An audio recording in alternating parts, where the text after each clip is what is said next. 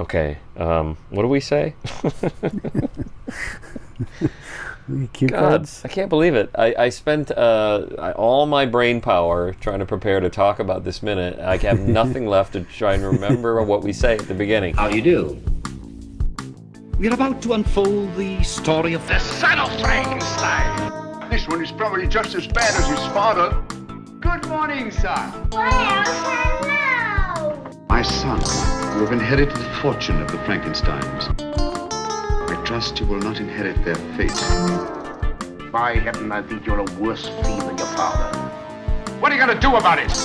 There's a monster afoot and you know it. Well, we've warned you. You've been warned. There you go. Welcome back to Frankenstein Minute. That's the podcast that dissects the Universal Frankenstein film series minute by minute. And I'm Bill Evenson. Right you are, Bill, and I'm Tom Lang. And you're already, that's one whole card is done. Yep. That's Boom. it. That's Boom. just my name. Fuck. This is going to be a quick one. We're going to do 3 minutes. Fly by. You join us for minute 97. Oh. Yeah, we're getting up there. Yeah, we're almost done. Almost there. 97 of 1939's Son of Frankenstein. We continue the shot. Amelia's outside Peter's room. The door has closed. Yes. Mysteriously. Yep. But not so mysteriously for us, because we know what has happened. Yeah, so what happened? The monster has snuck into Peter's room. Oh, no, I'm sorry. Frankenstein has. You think he's a monster? Well, I get it.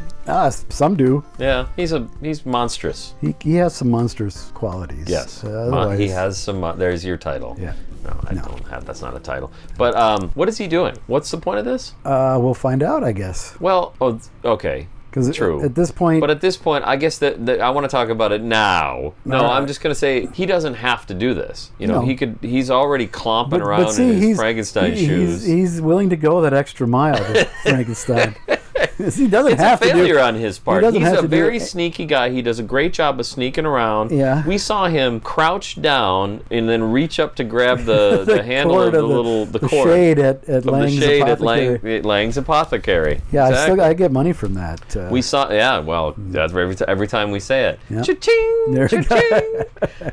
He swung around that tree and grabbed... Michael Mark, yeah. Yeah, so... Neumuller. Was that Neumuller? Okay. Yeah. He's a sneaky guy, and he's doing a great job snuck here. in here, yeah. She didn't hear him get all the way to the door. So he's going to close the door. Mm-hmm. The weirdest thing just happened. Right behind you is the Friday the 13th, some sort of box set. Yeah. And it has the Paramount logo at the top of the DVD. Yeah. And it looked like the Criterion logo for a second.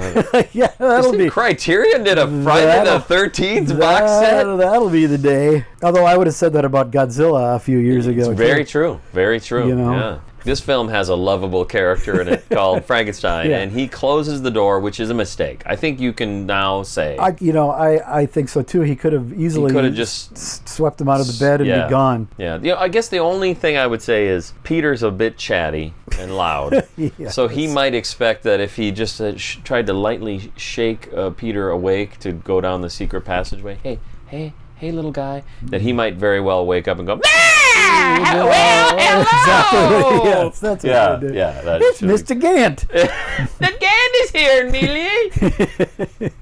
Look at that fucking sound wave. Yeah, the All right, I'll be waveform is careful. off I'll the be charts. Careful. Jesus Christ. People's this is a bonus earbuds are- episode, right? This isn't Yeah, a no real one- feed. no one's gonna hear All it. right, it's not on YouTube or anything. Also, I do want to on that same line of thinking, last week we talked about how he slipped. He's kind of clumsy and clompy. That's been a thing all the way through the series, certainly. Yeah. Although Karloff is pretty adept at walking on those boots. Right. He gets around because I get scared when he because you fucked up your ankle? You ever broken or twisted your ankle? not my ankle. It's one of the few things that are still intact. God damn. Yeah. That's a pet peeve of mine, I guess, that I may be just standing there or walking or something and then Your twist ankle my will ankle just slightly and I'm in a snap. hospital. Yeah. Well, that's it I happened. got weak ankles. It happened to Glenn Strange on Bud Abbott, Lou Costello. Is that in right? Frankenstein. There's a couple shots where it's Chaney. Where it's Chaney, yeah. Yeah. That's what they say. Oh, it's pretty obvious. Well, I don't think it's obvious that it's Chaney. Oh, it is. Okay. Oh, it's I mean, very- I to me, assume it's it is very- because people say that, and when I look at it, I go, yeah, that looks like Chaney. he moves. He moves differently than Glenn we'll get Strange. there, I guess. His face looks. To me, it's pretty obvious. Okay. Not that it's bad. It's so quick. We're It's talking about like two very seconds. quick shots. Yeah. Yes. So he's very sneaky for someone who's so clumsy. is all I'm saying. So yeah, Amelia opens the door to the room, and who's there but our old pal Frankenstein. He does the Vulcan nerve pinch to her. Oh, he doesn't even touch her. Yeah, barely. Yeah. I don't believe what you just said. I think he just holds her. Yeah, he kind of holds while she faints. Which to me, okay, so that kind of deflates what I was going to say. Do you think he's actually doing a Vulcan nerve pinch or the effect of that to make her pass out? Yes, I think he's got his. I've never taken his left hand is on her by her neck, and his right hand just holds her. Holds her. So I've always taken it as she's passing out, and he's sort of assisting her in falling. Yeah, maybe like a gentleman would. Yeah, and as such, and if you don't watch it that way, you probably aren't going to have any idea what I'm talking about. But since I do watch it that way, I take it as a similar moment as to when Una freaks out in Bride. This idea that that has been raised on our podcast at the beginning of the film, where he emerges from the cistern. Okay. Yeah, and she freaks out, and he doesn't do anything. I think it's that he's like there while she passes out, and he doesn't care. I don't care. I don't need to kill her. Right. I think that's one of the key components to the character. Yeah, I like Frankenstein. that. Yeah, I like that. I don't need to kill her right now. I don't care. I don't need to burst her heart. She's probably nice. So I'm going to let her go. She seems like she could be a nice lady. No, right. I'll take that. I like Excellent. that. Yeah. It's about time. Fine. He starts to close the door, and apparently her feet or something are in the way, and it looks like she moves to accommodate the door. So when you say it looks like she moves, we don't see her move, right? Well, but it looks like she must. Yeah. Because it sort of stops and then it goes again. But I think as it's closing, there's just a few inches. You do see her dress move. Yeah. Yes, you definitely see that. That's true. So she does move, I think, to get out of the way. Yeah. So what we're saying is the actress moves. Yes. It would ruin it if the character moved. Yeah, she's just moving to accommodate Boris shutting the door. Yes. Yeah.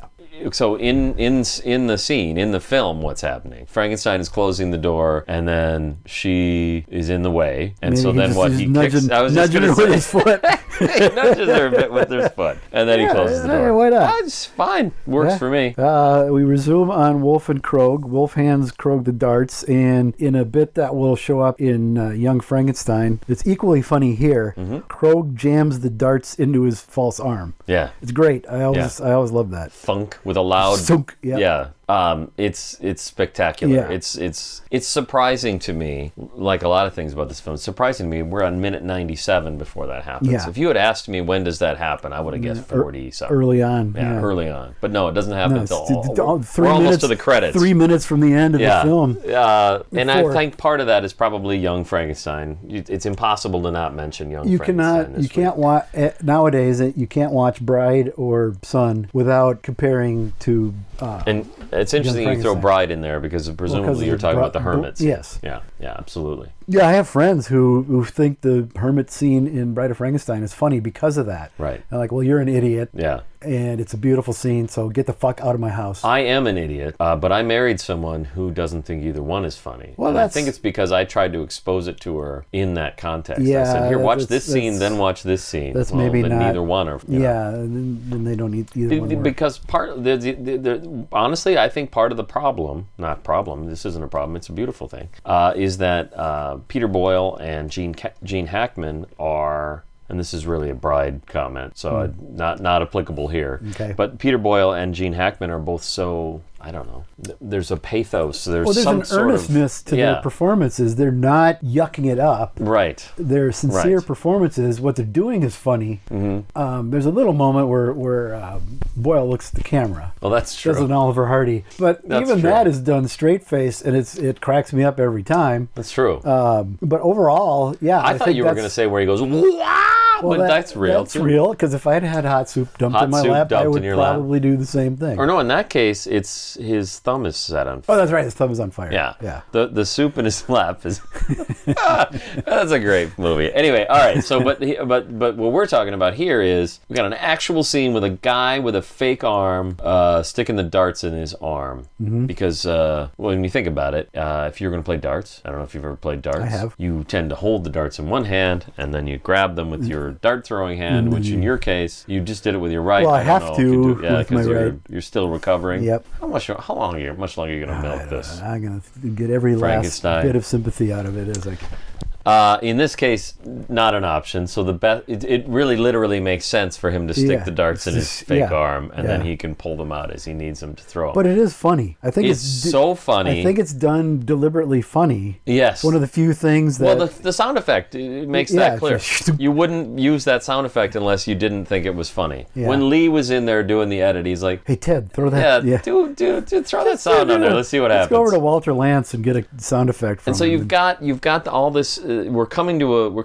That's what's so weird about it is we're coming to this conclusion, this dramatic conclusion. The music is telling us. Yeah. I feel like I'm speaking more animatedly because in my head I'm going Russian like it's almost like silent movie. Keystone Cops music. It's got that's very if that true. were played on a piano, it would sound very much like a Keystone Cops. Very much so. And I think it strangely has the enough, gravitas because it's played with a full orchestra. To throw back to minute 1, or maybe the last minute of last season. I think Dino mentioned that's one of the things that he thinks is a fault of this film. Maybe I'm making that up. I'm bad at remembering stuff. But somebody said... Well, we can ask him in a few weeks. That's true. Somebody said that the music is a little silly, and it is a little Keystone Cops at the end. So when you say if you played it on the piano, I think that's accurate. But even the way it is, it's still a little... It's still a little over the top. Over the top. Yeah. Little. Nothing as exciting as the music tells you is happening. That's true. But that's true throughout most of the film. A lot of the film. So you've got, I believe, a similar music cue to this one is in the scene where he's closing the ovular, junking around with the chains and the yeah. And that's not there's nothing happening. Nothing is happening. Yeah. We didn't even talk about it on the minute because we couldn't think of anything there was nothing to say. And I would think at this point in his life, if he was a little child when his right arm was torn out by the roots, that Krogh would be pretty adept at using his left hand. Lionel Atwill is not. No. And I mean, Rathbone is probably lucky that dart didn't sink into his skull. Yeah, true. He doesn't hit the board. No, not even close. So what we're saying is he not only sticks the darts in his arm, he then walks back to 2 feet or whatever. Takes his position. To throw the to where dart. The tape is on the floor for him to stand. Yeah, exactly. There's probably a tape X on the floor. He throws one dart and he doesn't hit the fucking board. It is wildly. It's like 2 feet above it. I mean, it's, to be fair to Lionel Atwill. As a person whose dominant arm is pretty much out of commission. Been out of commission for weeks now. Yeah, I feel like I've had a stroke when I'm brushing my teeth. Have you had to open any jars in the last 5 weeks? I give those to my wife to do. But that's all I do at my house. Is it? I do 2 things. I mow the lawn and I open jars. That's it. That's the only thing that I mean, I do other things, but I don't have to. Okay. I am required to open jars. Oh, okay. You're not? No. Oh, okay. So I usually am. Okay. I think there's something about the male... Oh boy, am I going to get in trouble. Did she listen to this? No, I would get in trouble because nowadays I don't even know if you're allowed to say that something's male or female. Oh, yeah. I don't want to be that guy. No. But there's something about, let's just say, the difference between me and my wife. I'm able to open jars better than she is. That's like the only thing I'm better at. Maybe a little bit about podcasting, but probably not. No, I'm thinking of having her on for ghosts instead. I don't know why I opened that jar. That's a that good can idea. of worms. That's a great idea. Thanks, for Christ's sake, I just fired myself. Thank you. Fucking nightmare. So you can't open a jar. But if you were, I think you're saying is if you were to try to throw darts with your right arm, it would look pretty awkward. It would look like this? Yeah. So here's the best part about this is this entire shot from I believe it's Rathbone takes the darts out and he gives them to Krogh, to Atwill. I don't know if I should say Rathbone or Krogh. And then he puts him in his arm, then he stands back, he throws the dart. That entire sequence, Rathbone looks to me, and I believe you probably know what I'm going to say, looks like he's trying not to laugh. Yes, he does. Completely the totally whole time. Does. And that's part of it, and I love it. I love this shot for that reason. It does take me out of the film, but it is completely true to me. That's fine. But because what I love about it is it's about Rathbone appreciating Atwill's performance. Yes. Atwill's performance is a little bit, I was going to say over the top, but even that's not. No. It's more subtle than that, but it's almost over the top. He's hitting that barrier. It's heightened, yeah. Yeah, because what he's asked to do, for Christ's sake. Yeah, it's pretty. And he does it, and Rathbone keeps his composure. He's really trying. It wouldn't surprise me if you told me they did 25 takes, and this was take 25. As soon as the dart hits the beam, that he burst out laughing. Absolutely. I wouldn't be surprised at all. They got every frame they could. Before the editor has stopped right before everybody started laughing. It's not like Peter Bull in Dr. Strangelove, where Sellers, as Strangelove, is talking to the president, and he's in his wheelchair fighting with his arm. Okay. And there's a group of men standing behind him, one of whom is Peter Bull as the Russian ambassador. Oh, okay. And he just loses it? Well, I think they cut it the last possible frame, because he's clearly suppressing a smile through most of the shot. Yeah, but as it progresses and Sellers gets more and more antic, you can see him, his face, muscles tensing up. Have you ever seen a show called Mr. Show with Bob and David? I have seen that, yes. Have you ever seen the first episode, which has the sketch? Sure, I have. Where Bob Odenkirk goes in to get change for $1, and the guy behind the counter is David Cross, and he says, eventually he gets around to saying, I gotta ask my manager. So he calls his manager. Manager says, oh my God, well, I'll have to ask the regional manager. He calls somebody else. Somebody eventually, they call this guy who's the CEO or whatever, and he's on the golf course, and it's Bob Odenkirk. And the part of the sketch is that every time someone gets asked, can I have change for $1? Or can this guy have change for $1? They go something like, oh.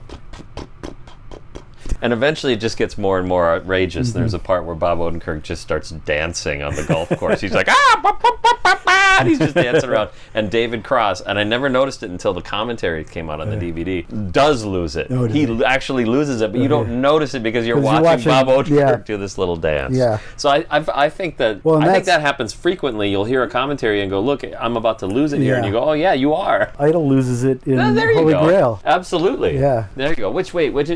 It's the witch. Eric Idle. We found a witch, and Cleese is doing like. Oh, exactly. And that's right. Idle has he's got a scythe. Yeah. And he bites it to prevent himself from laughing. Absolutely, because it's all about the pause. Yep. That scene is so fucking fantastic. Yep. Just because is it Cleese or is it Palin at that point?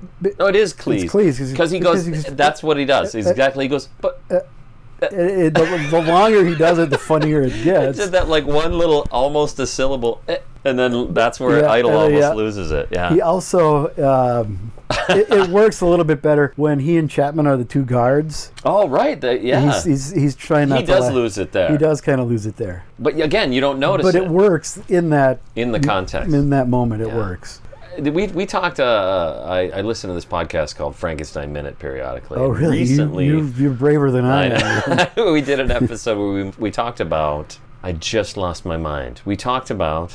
Eric Idle. I completely just lost my mind. Okay. Holy cow! Whatever. It's gone. Well, my brain just shut down. I'm in my 50s. Well, I went to the doctor yesterday, to that. and all my numbers were good, but the brain doesn't work at all. You're lucky anymore. You remember you went to the doctor yesterday. Shut down. That's true. That's probably true. Yeah. Yeah, I have no idea what I was going to say. Well, I only noticed Peter Bull cracking up in Dr. Strangelove when I saw it at Oak Street or Uptown or something on a big screen, and I had seen this movie dozens of times and not noticed that. Absolutely. But, when it's 20 feet tall. Right. But I had seen it in the theater prior to that. But of course, you become familiar, so you start looking for different things. Right. I think that's right. I think both of those things are huge, and that's why it'd be great to watch. It's one of the reasons why it's great to go watch a movie in a movie theater. Yeah. Is that you'll see different things. Yeah. It's also great. Here's what sucks now is as a person who's always felt that way about movies, maybe my whole life. Now it's also great to just watch them on a big screen at your house. Home, yeah. you can have that. You have the same experience in your house. Yeah. So now the theater experience is diminished a bit by that, but so then all that really remains from that theater experience is you still get a big chunk of that, but you also get sort of audience the reaction, collective experience. Like we've talked about with this film, the audience laughing at the right points. Right. That's interesting. I think maybe there's something to be explored there. That I think a film or anything, TV show, whatever, there is a difference between how you experience it. Oh, absolutely. Because a lot of things, I don't need that. I'm perfectly happy to watch it by myself. So we cut from that to Frankenstein is walking with Peter across another set we've not seen before. So isn't this the same set where we saw it was an addition to the Blu-ray that was not in the DVD, but it's on the Blu-ray of Igor and Frankenstein walking in this same shot, right? They do like a 2 or 3 second? Maybe not. I don't remember. I'm probably wrong. Well, it was so long ago. But I think there is one. Anyway, it's kind of cool. It's kind of an abstract, there's like it bisects across the bottom of the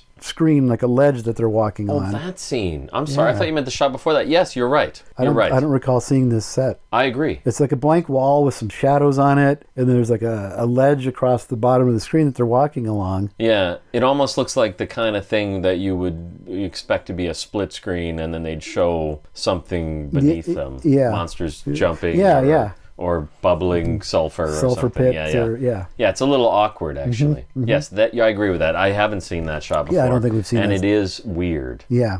But it's good. Yeah, no, it's fine. We need it because Frankenstein is taking this little boy to do something that we assume is nefarious. And I think we have good reason to think it's nefarious. Yes, we do. And the main reason is that child is very annoying. Like to the point that you want to kill him. You kind of want to. It would be okay. Yeah, well, it would be understandable. I shouldn't say it would be okay. It would actually be wrong, but understandable. Yeah. Oh, what? Oh, now what? Oh, now they want feedback on my experience at the doctor's office. And I got to be honest, it was a pretty good experience. I changed doctors. Gotta love that my chart. Like most, but not all kids in these films, Peter's not afraid of them. No, absolutely. Big part of this. The only kids I can remember being afraid of Frankenstein is in Bride, when he encounters that group of school kids. And amongst them is Marilyn Harris. Has he at that point killed one of them, or hasn't yet? No, not yet. Okay. But they see him they completely scream and run off. And maybe it's context, because he's raging through the forest. I actually was going to say rampage. He's actually on a rampage. Yeah, he is, because it's just after the idiots disrupted the hermit's house. And we can also assume, if we want, that the adult chaperone, contributes to the yeah. I don't know if the we need to. fiend that's been murdering half the countryside. That's right. The fiend. The coke fiend that's been murdering. That's right. We looked up fiend. Yes. I remember that from our podcast. We did. Okay, so we've determined Atwill isn't left-handed. Right. Well, that would be something. So then we cut to Elsa entering Peter's room, sees Amelia on the floor. Amelia! Yeah, it's kind of funny. It is a little bit. Hutchinson is perfect. I actually laughed when we were watching. Yeah, we both did. Yeah. Hutchinson's perfect. Her scream is perfect. And then there's something about the timing of it or the tone of it. Well, yeah, okay. When Amelia screams. Yeah. She checks the bed, no Peter. She screams. This wakes up Amelia. Amelia sits up. Where's Peter? Where is he? Where is he? Screams comically. I agree. He's gone. Yeah. That comes off as hilarious. Yeah, it's funny. You can't help but laugh. Yeah, no, it's and the music isn't helping. And that's true. All of it, there's a lot of reasons to laugh. But one of the reasons, none of the reasons to laugh are Hutchinson. She's perfect. No, she's fine. She's handling it perfectly. Great. But everything else is pretty fun. It's pretty hilarious. The staging of it, the way it plays out like a comedy scene. It does, yeah. And Lee was so known for his comedy, which I think tells you that. How sort of accustomed we are to the structure of something like a comedy scene. Mm-hmm. That it's funny, and I can't even really say why. You can't say why. It's just dumb. It is, yeah. They exit screaming Peter. Wolf and Krogh react. Screaming Peter. Oh yes. They're yelling Peter. What are you saying? They don't have a screaming Peter. They don't have a screaming Peter. They are screaming Peter. You know who does a great screaming Peter is this thing up on Highway 100 and sorry. I should have made up a name of a restaurant. Think of a highway. It took me a second to go figure out where you were going with it. I love a good scraping Peter. Oh, yeah. Nobody does a better screaming Peter than the Denny's up on the old Piper Inn or whatever. The old Piper Inn. Is that even around anymore? There's one by my mom. So on her birthday we went there. Oh, because there used to be one by Armstrong, and we would go to lunch there all the time. Armstrong? My high school. Well, that's your high school. Yeah. Where's that? Plymouth. Well, you're from here. I am from here. Wow, you didn't really make it very far. I know. I was thinking about that when I went to my doctor, because my doctor that I keep talking about that I went to yesterday, next door to the hospital I was born. Oh, is that right? Yeah. Yeah. Well, I was born in Fridley. I was born in Edina. Okay. Well, look at you. Well, la-dee-da. That's a local reference that people won't get, but believe me, everybody in Minnesota in the Twin Cities area aren't you knows special? that. Yeah, Edina is that place. Yeah. And it's also great because foreigners, people not from Minnesota, don't know that it's called Edina. So they'd be like Edina. I hear a lot. Yeah, if you get commercials that were obviously not made here, Nicolette. Yeah, that's another one. Wayzata. Yeah, there's a lot of, Wayzata is probably right. Yeah.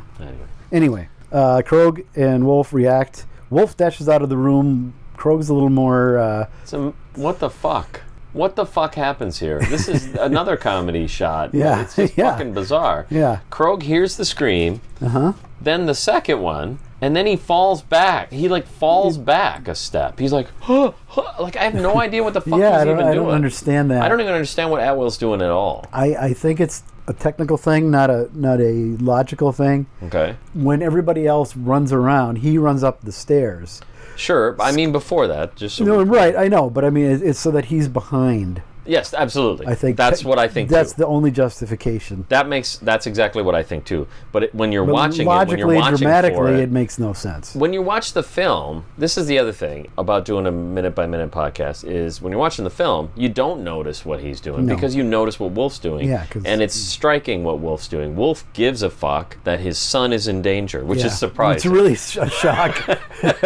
So you're focused on him. Yeah. So if you watch this minute and you watch Atwell, you're like, what the fuck what are you doing? What the fuck are you doing? Dude. Like, he is completely out of character for Krog. Krog absolutely is not the guy who'd be like, what? Whoa, and then it happens again, he's like, what? It's really bizarre. No, he would be the one leading the charge, usually. Yeah. He doesn't have to, and it doesn't have to play out like you said. We don't need this to explain why he's behind. No, but I think he could just be slow. But that's why it's there. But I guess. Yeah, I mean, that's the only justification I could come up with. Yeah, it's not good. That shot's not good. Amelia and Elsa rush down the stairs. Krog joins Wolf at the bottom. Subtitles say... Well, hold on a second. Before they get down to the bottom, have you watched Hutchinson go down the stairs? It seems like she's not ready. They're like, just run down the stairs. And she's like, well, but fuck, I've got this big flowing dress. I watched you assholes put these stairs up yesterday. Yeah. Because that shot, you got to assume they did all the stairs shots. Everything in this in one day, Well, not one day. I'm sure it was weeks. Or sure, yeah. But I mean in a row or whatever. Yeah. And so maybe this was the first one or the first time she went down them. But she does not look comfortable going down the stairs. I guess I didn't notice that. Down the stairs. All right. Well.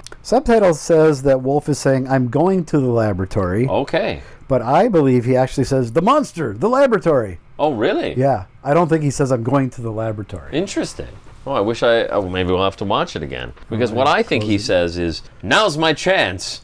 It does remind me of that. It does remind you of that, yes. Yeah. That would be hilarious if he said that. Now's my chance. I can go to the laboratory. What? I mean, I need to. I mean. And then everybody running around like idiots. Sorry. I didn't mean laboratory.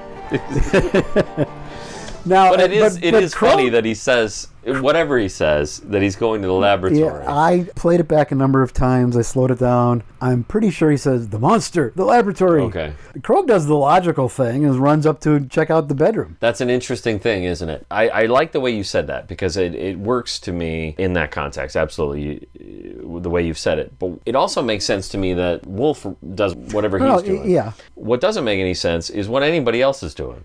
What are Amelia and Elsa doing? They're just running around like chasing chickens with their heads. Yeah, kind of. And then they run after Wolf. Yeah. Which is fine. I guess it works out fine. I don't know. Well, again, so that they could be in the final scene, or not the final scene, but the climactic scene.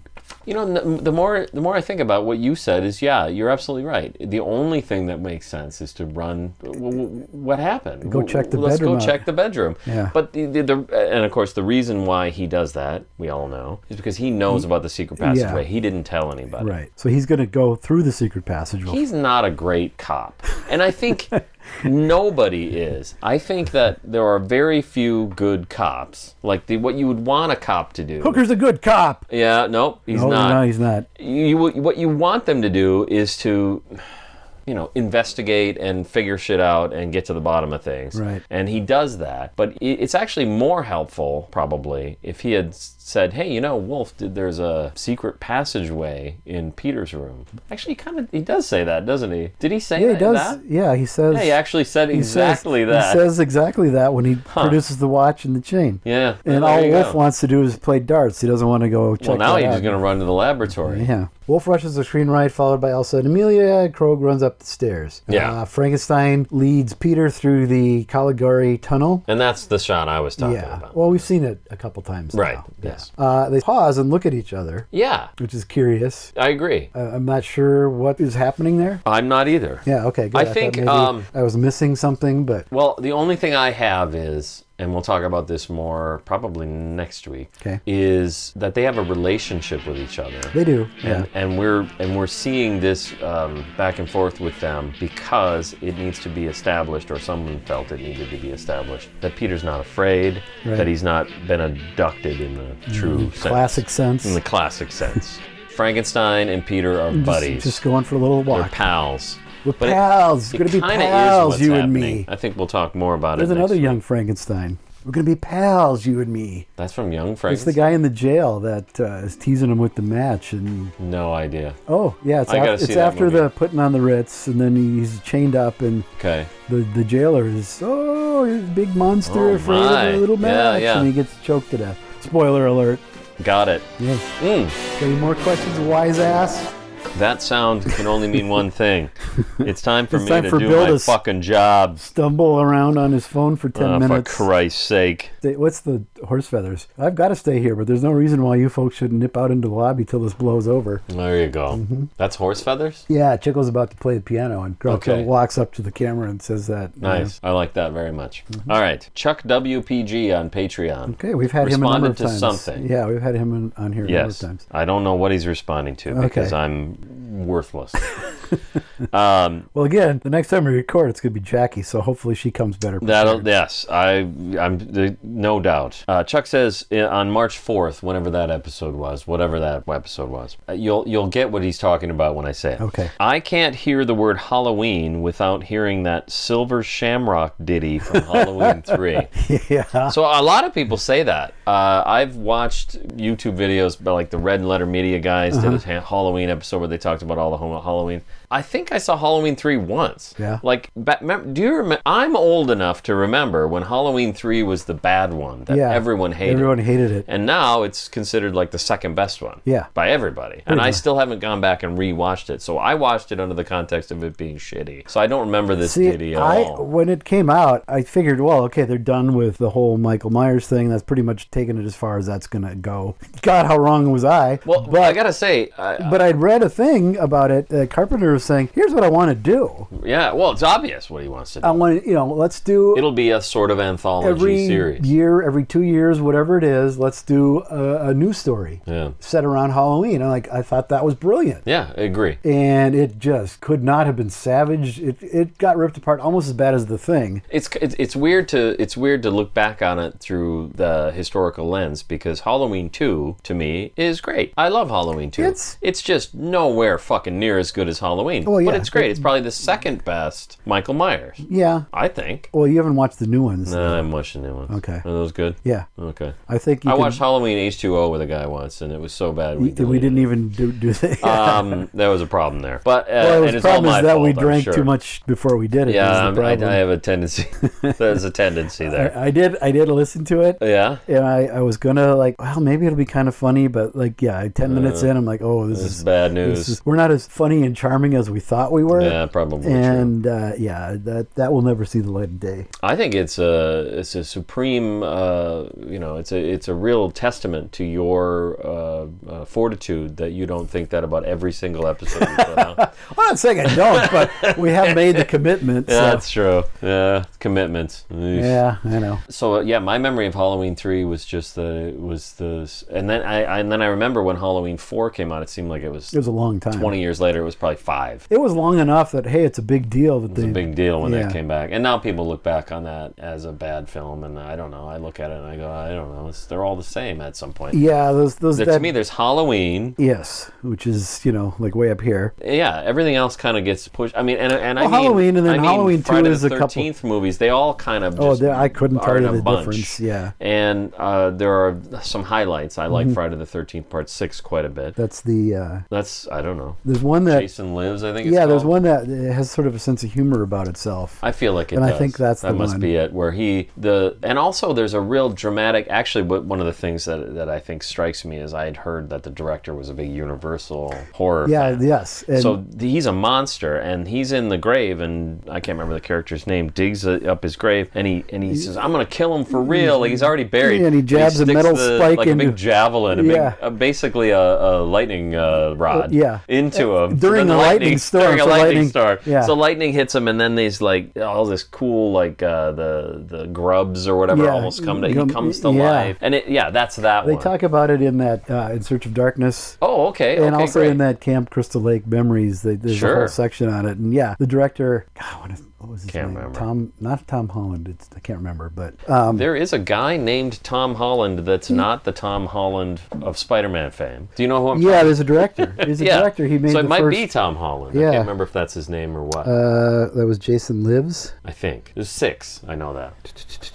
We've now Tom taken... McLaughlin. Okay. He wanted to actually make it funnier than it was, It's Paramount it's said a lighthearted no. thing. The end result is lighthearted. Yeah, I feel but he wanted to put a little more black humor into it. and Yeah. Paramount said no. which is dumb. Same thing with Psycho 3. Tony Perkins wanted to have it be a black comedy. That's interesting. And he says this Hitchcock looked at Psycho as that. Right. And Universal said, oh no, it's got to be a slasher movie. Yeah. And it's still good. I still enjoy Psycho 2 and 3. I think 3 is flawed, but immensely watchable. I love the Psycho sequels. I think it's hilarious that I love the Psycho sequels because that was another thing that at the time. Oh, people were was like, outraged. The fact that Psycho 2 existed made people apoplectic. Yeah, and a bunch of us went and saw it. I'm like, that was pretty good. Yeah, absolutely. I was expecting it to be terrible. What I think but- is funny is I know I saw Godfather Part 3 was the first Godfather movie I saw. Oh, which is I'm fucking sorry. weird. But Psycho, by the time like Psycho 2 came out, what would I have been? Maybe 20 or whatever, or maybe even younger. When did it come out? That would have been like 83, 84. Oh, I was later, a kid. I was at like the a latest. teenager. I was like 14 or whatever. But I had seen Psycho multiple times because Psycho had become a stalwart on TV. Oh, absolutely. It went from being the most shocking film that you could possibly imagine to being a Sunday afternoon following the Little Rascals type movie. Let's see. 83.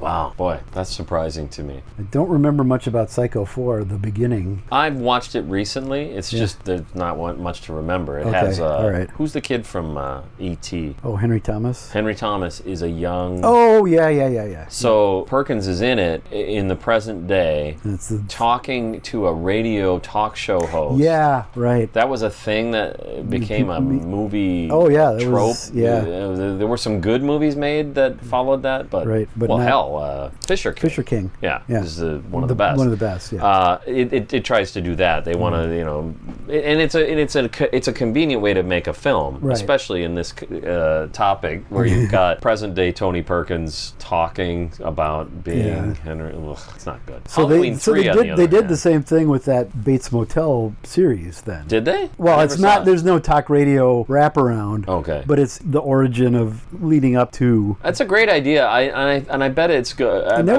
was actually a TV movie with Bud Cort called Bates that's Motel. right. That's right. Which I know I saw, but I could not tell you a Bud single Cort. thing about it. I love that Bud Cort played That- Norman. First of all, Bud Cort is just a great name, and it applies perfectly. Yeah. He is the Bud Cort. Bud Cortiest of Bud Cort.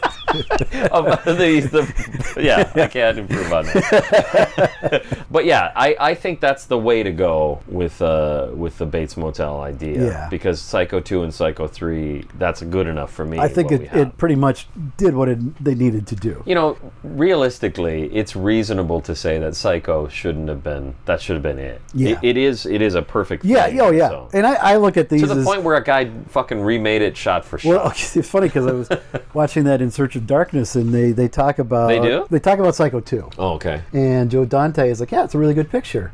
He said, I can't say that about the remake, which was utterly pointless, and Yeah. he dishes on it for a while. He said, yeah, and their justification was that kids won't see a black and white film. Yeah. And you know what I say? I say, fuck them. They're too stupid to watch a black and white film. Fuck them. I'm like, yeah, good for you, Joe. I'm fine with all of that, and I agree with it on some level. But I think it's great that he tried to do that, and I think on it. You do? Then you haven't seen it. I've seen it a few times. It's a failure. Oh, it I think fails it's on great almost that he every tried level. to do that, but it is a failure. It's a failure on almost every level. But like, so for instance, the opening shot that Hitchcock couldn't pull off. Couldn't quite pull They off. pull They it couldn't off. do it now. You know what I mean? Because, There's well, technology So changed, in a 90-minute film, there's 1 minute's good. I did like when she's down in the basement. And actually, Anne Heche is good. Yeah, I didn't agree. I don't agree. She's at all. okay. She's not as she good made as the original. zero impression on me. Like everything is worse than the original. Yeah. That's one problem. Yeah.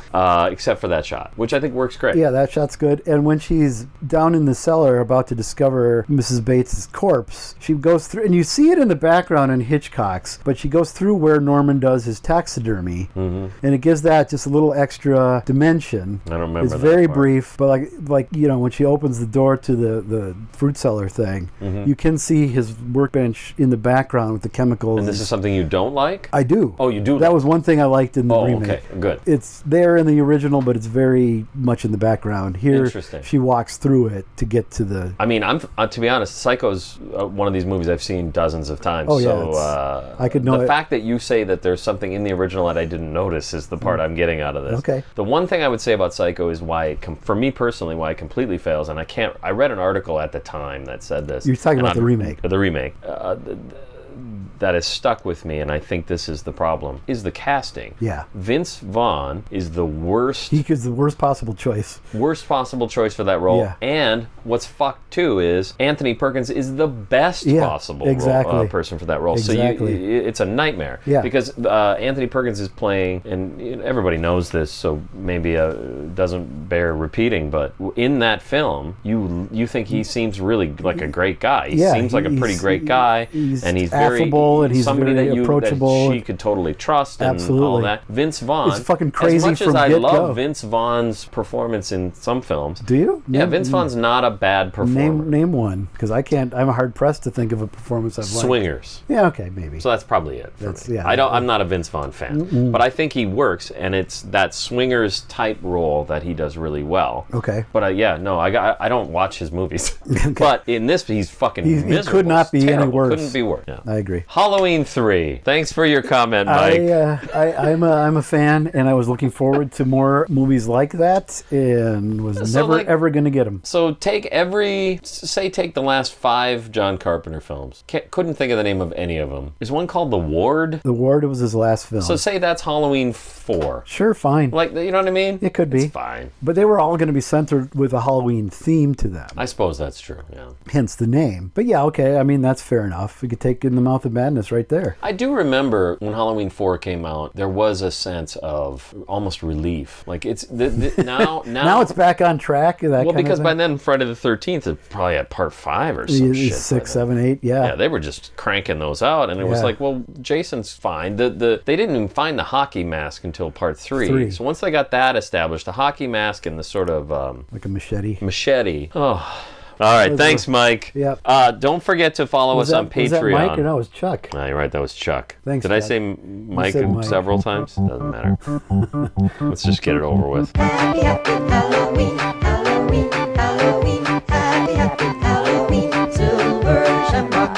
Happy, happy Halloween, Halloween, Halloween. Happy, happy Halloween, silver shamrock.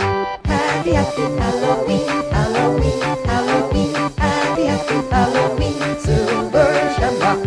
Happy, happy Halloween, Halloween, Halloween. Happy, happy Halloween, silver shamrock.